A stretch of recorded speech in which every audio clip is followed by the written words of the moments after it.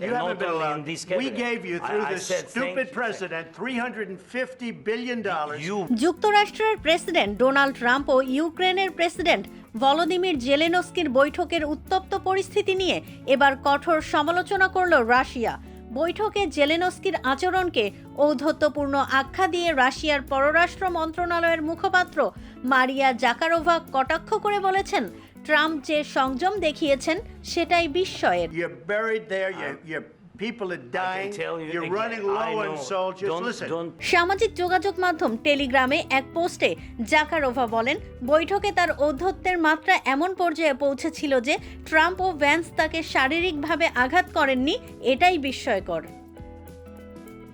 তিনি আরও বলেন, 2022 সালে যুদ্ধ শুরুর সময় কিয়েভ একা ছিল এবং কেউ তার পাশে ছিল না, এটাই জেলেনস্কির সবচেয়ে বড় মিথ্যা।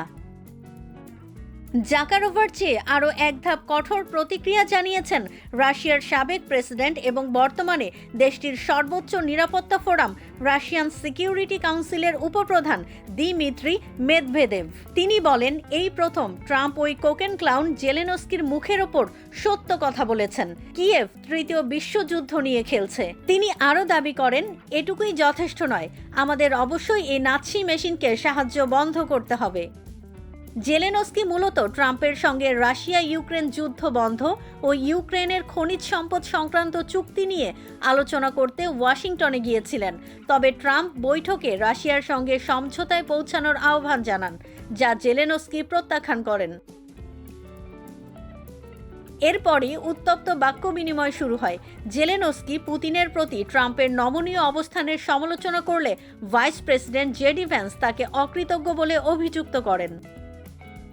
এক পর্যায়ে বৈঠকের পরিস্থিতি এতটাই উত্তপ্ত হয়ে ওঠে যে ট্রাম্প তার সহকারীদের মাধ্যমে জেলেনস্কিকে চলে যেতে বলেন।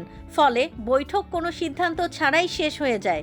বাতিল হয় যৌথ সংবাদ সম্মেলন। দেশ জুড়ে তোলপা ওয়ালটন ফ্রিজ কিনে হতে পারেন মিলেনিয়ার।